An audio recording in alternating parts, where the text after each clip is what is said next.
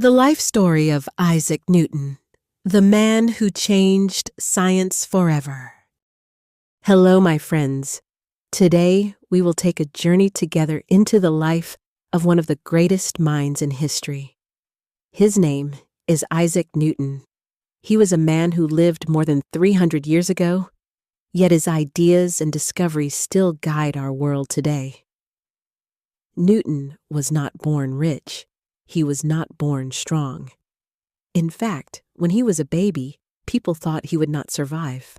But he grew into a man whose thoughts shaped the future of science, technology, and even our daily lives.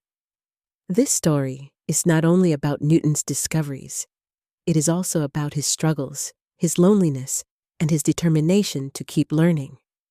So let's walk step by step through the story of Isaac Newton, the man who changed science forever. Chapter 1. A Week Beginning. Isaac Newton was born on Christmas Day, December 25th, 1642, in a small village called Woolsthorpe in England.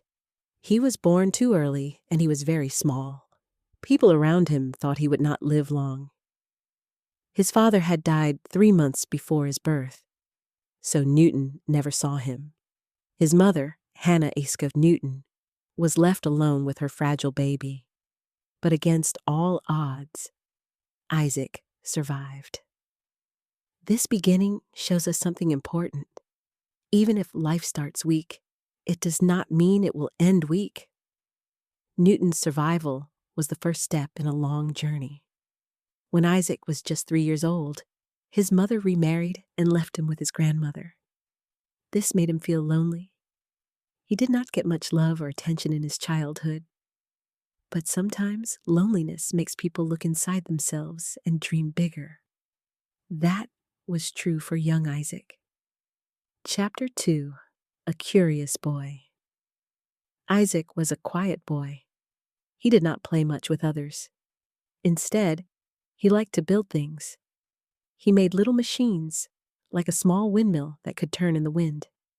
He built kites and even made a water clock to measure time. He also liked to draw and write in notebooks. He often lost himself in thinking. People around him thought he was not very special. In fact, in school, he was not good at first. But one day, a boy in school bullied him. Newton decided to study hard to prove he was better. From that moment, he became one of the top students. Chapter 3.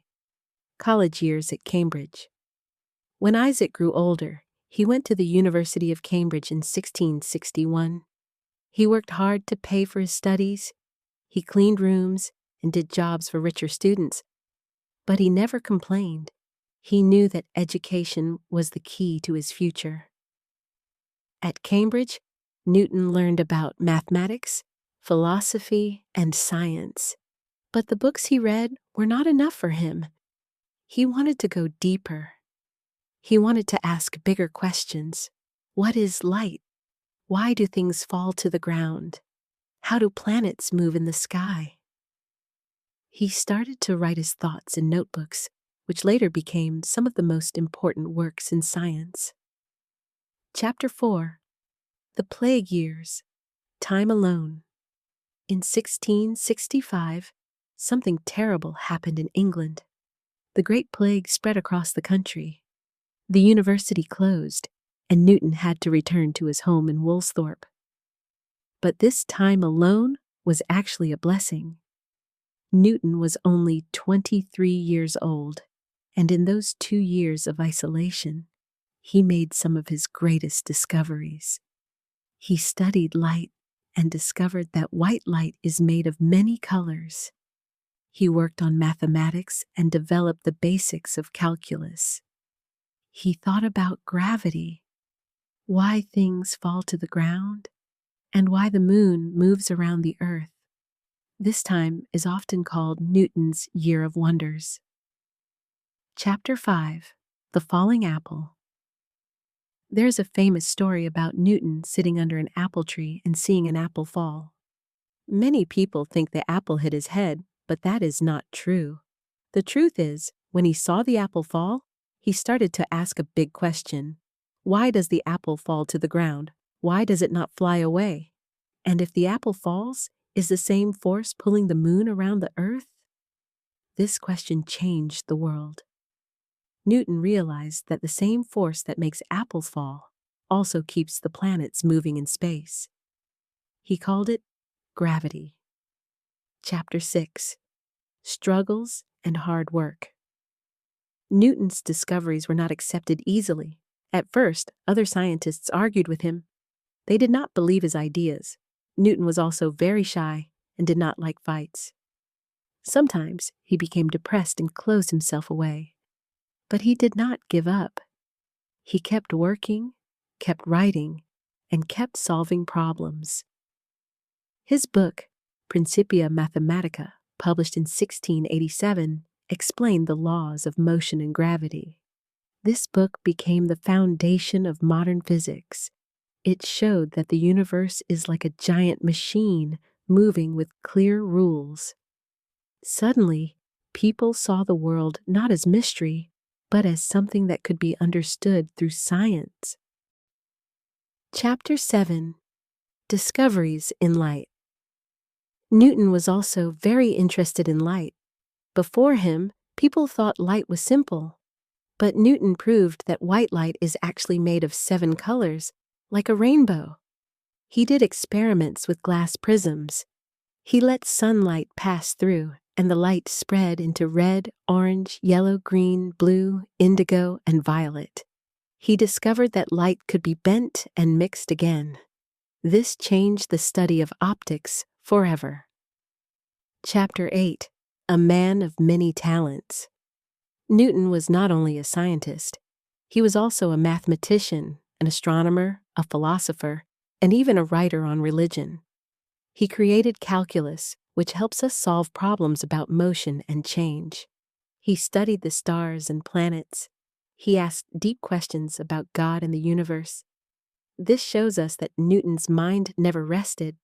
He always wanted to learn more. Chapter 9: Recognition and Fame. As Newton grew older, his work became famous.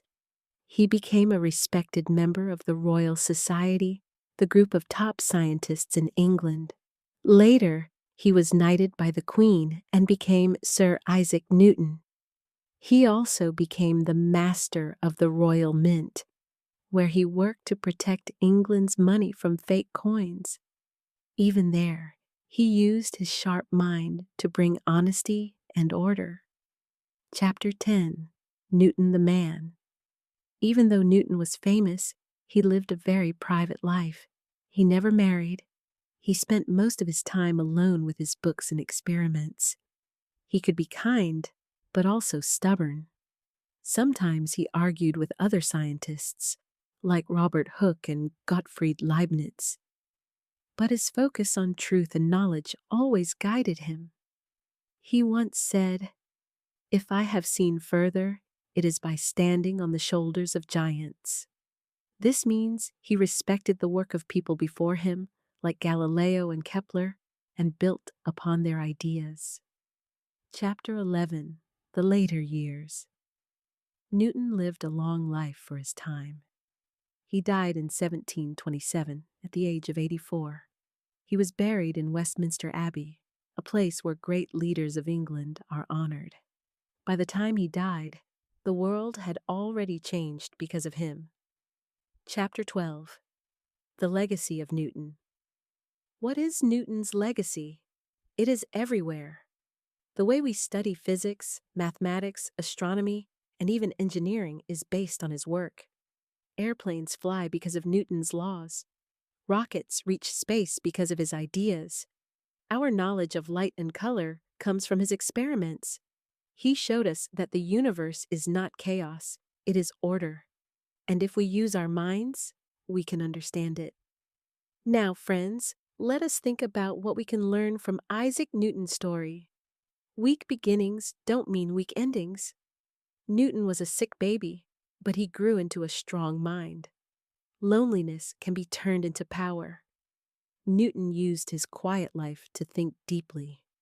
Curiosity opens doors. He always asked, why? And that gave him answers others never found. Hard work pays off. Newton did not get success easily. He faced rejection and doubt, but he kept working. Stand on the shoulders of giants. Newton respected the past and built the future. My dear friends, Newton's story is not just history. It is a light for us today. Maybe you feel weak. Maybe you feel ignored. Maybe people don't believe in you. But remember, the baby who was not supposed to live became the man who changed science forever. You have the same power inside you. Your ideas, your dreams, your hard work, they can change your life, and maybe even the world. Newton once said he was like a boy playing on the seashore, finding smooth stones, while the great ocean of truth lay before him. This means no matter how much we know, there is always more to learn.